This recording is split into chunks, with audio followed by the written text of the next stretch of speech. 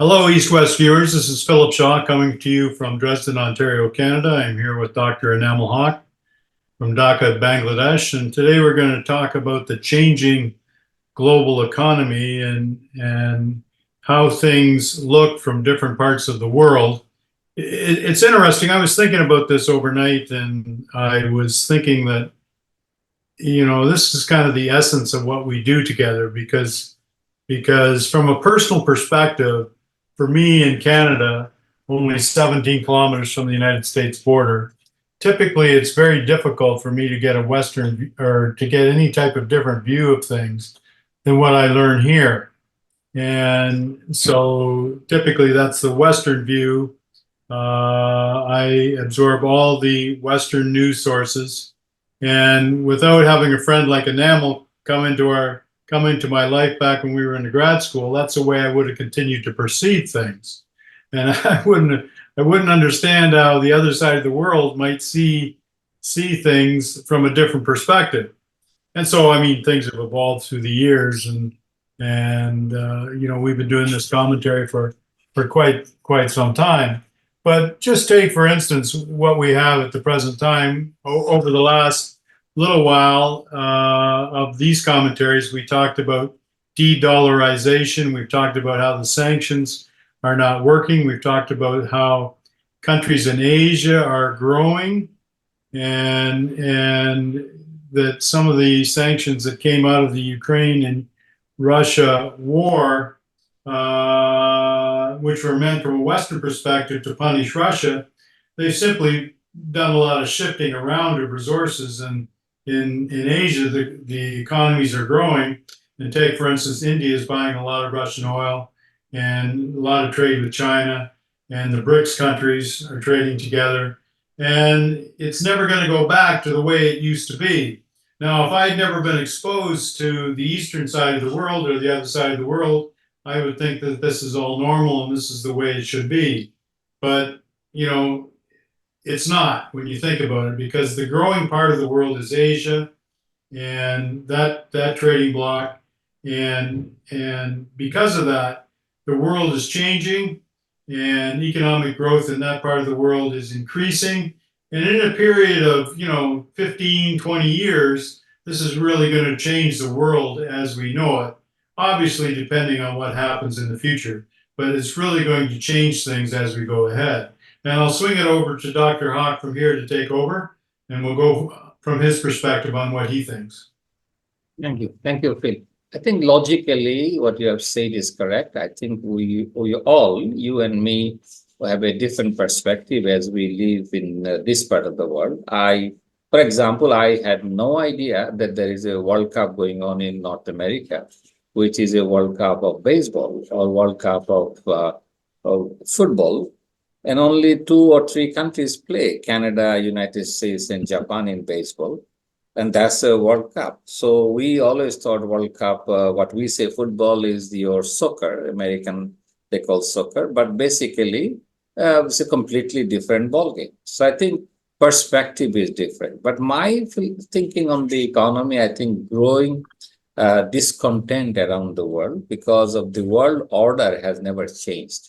If you start from the beginning, the current state of world order was set a foot in the 1945 onward, when the World War was ending. America became the dominant player, and the colonized countries have set the tone of the global world, global economy and everything.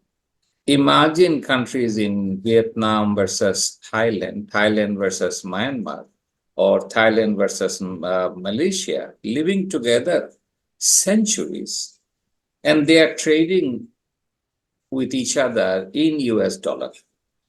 So that kind of a legacy was established by the Bretton Woods Agreement in 1945.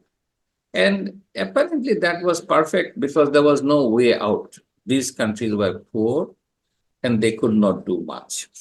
So over time, this has changed. And in particular, every country feels that, look, we have basically sovereign and not sovereign countries.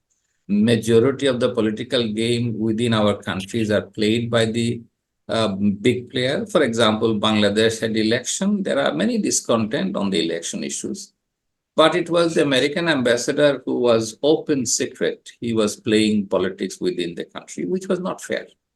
So imagine this situation happening in Canada or in any in the Western world. People would have disagreed.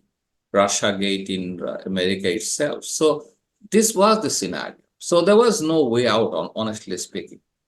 And that is gradually changing. Now that would not have done so much because the world economy is based on what I would say always, the economic structure, economic transaction are based on trust. What I mean that if I trust you, we can do a lot of transaction. If I don't trust you, we need a lot of instrument to make this transaction happen. And this trust was on the global monetary mechanism, controlled and operated by IMF. On the other hand, there was exchanges being done. One country buys, one country sells. They need a money. They need a currency. Gold was the currency. So eventually it was up to the US dollar, dominant player. And they said, I will maintain my dollar in such a way that you can do the transaction and you can trust us.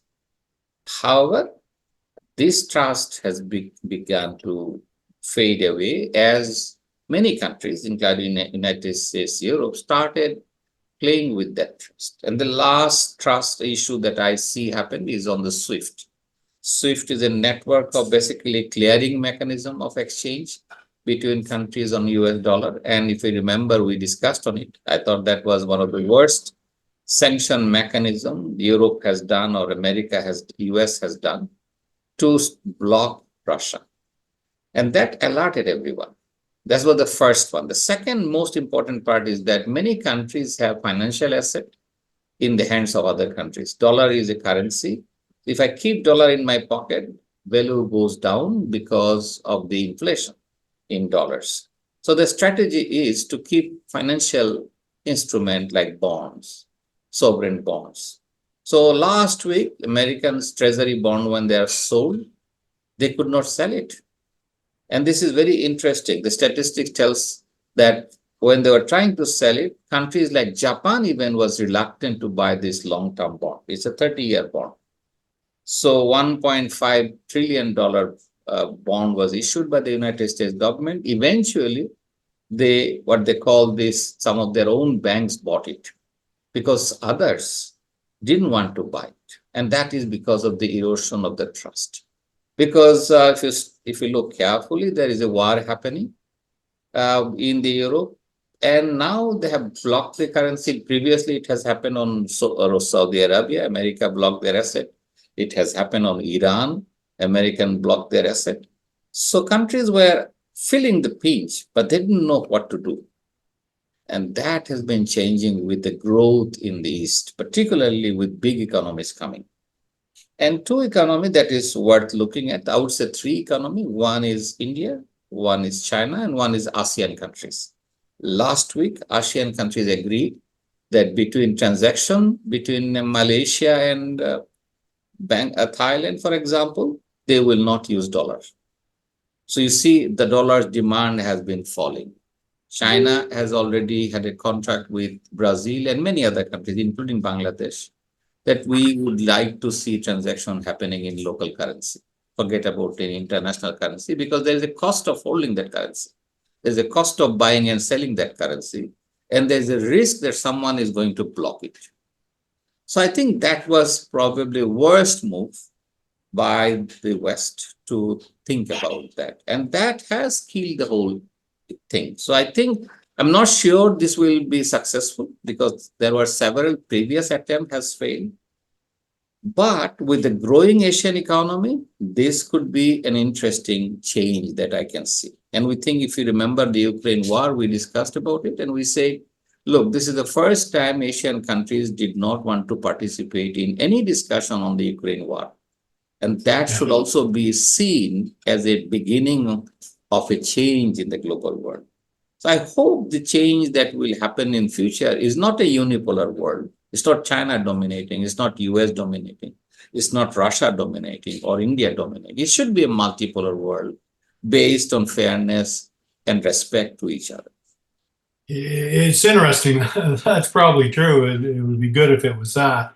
I think the flashpoint in this, to some extent, was the Ukrainian-Russian war. And from a Western perspective, of course, it's so different in terms of attitude because the intentions of all the sanctions that were put on and the swift changes that they did with Russia was, of course, to punish. And that hopefully these countries would come around to seeing the way things should be done from a Western perspective. And what we've seen is, we've seen, if anything, we've seen stalemate in Russia and Ukraine, or maybe the Russians to an advantage. And of course, we've seen the rest of the world, especially the world on the world opposite of me on the other side, South Asia and China and others take advantage of this. It's and from a Western perspective, it's like it's hard to believe. I know you might find that hard to believe, but there is that thought that this just seems to make sense. I remember the Bangladeshi Prime Minister Sheikh Hasina before the election. Somebody, I think it was a Western reporter, asked her about following Western sanctions against Russia. And what she responded with, she said, why should we be poor? Why should we choose to be poor? In other words, why shouldn't we do business just like anybody else does in this world to try to better the lives for our people? And I thought she had a good point because any foreign minister on the other side of the world, whether it's India, whether it's Thailand, whether it's Myanmar, whether it's whoever, could say the same thing. Why should we do that to our detriment? It doesn't make a lot of sense. And so, we're in this constant struggle again, and it's not stopping because you've seen the Americans continue to support the Ukrainians in the war in Russia. The Canadians do as well, and other Western countries. And if you were on the street here and you ask about these different things, there would certainly be a lot of angst about it. But certainly there would be a lot of people say, well, hopefully these sanctions will mean that the Russians will turn around and Ukraine will be successful, and on and on and on and on. So, from my perspective, without friends on the other side of the world, I might have thought that way too. But it's completely obvious that, you've mentioned the Indian foreign minister before, how you like him. I don't know if you've ever seen him give speeches about buying Russian oil and about going their own way and trying to develop their resources the best way they can. And like you say, this might not be successful where these other countries forge ahead with exchanging their own currencies instead of the US dollars because it's been tried before. But this is just another time, and it seems to be a little bit more successful this time. Yes, I think that is true. But my hunch, and as I said, I think it's important for us to recognize that fact, that I think what the idea is that you are with me or against me, that kind of philosophy is not good. There are reasons for example, China and India are not friends, but they are in a partnership on BRICS.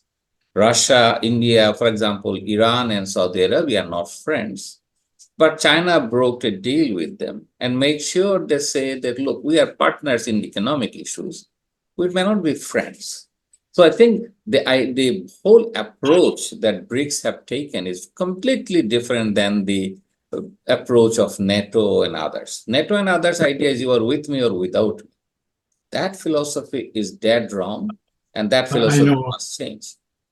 And in Western society, that goes over quite well. They think that might work, and but it doesn't work very well. I think about the BRICS countries. I think about the agricultural trade between Brazil and China.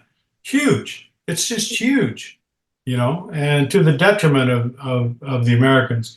And of course, we know the Chinese influence in Africa, parts of Africa, right? The economic agreements and the different things that are happening there. So it's like you say, from a Western perspective, you have to stop and you have to have an appreciation for what people on the other side of the world feel about these things. However, it keeps going. As of now, it keeps going. And how this will change in the future, I don't know. But for now, it's keeping going. But you can see the growth in other parts of the world, partly because of it. Thank you. I think that is all we have to say. my last word on this is that we should not think of another world that will be only led by one country. I think it's a country of many cultures, many religions, and many different colors of people. So we should understand that there are differences, there are goods and bads on both sides. And we should recognize that we should live in this world. And it is our world, and it should be with respect and with partnership with each other. Thank you very much, Phil. Well, thank you very much, Enamel. We'll see everybody next month. Thank you.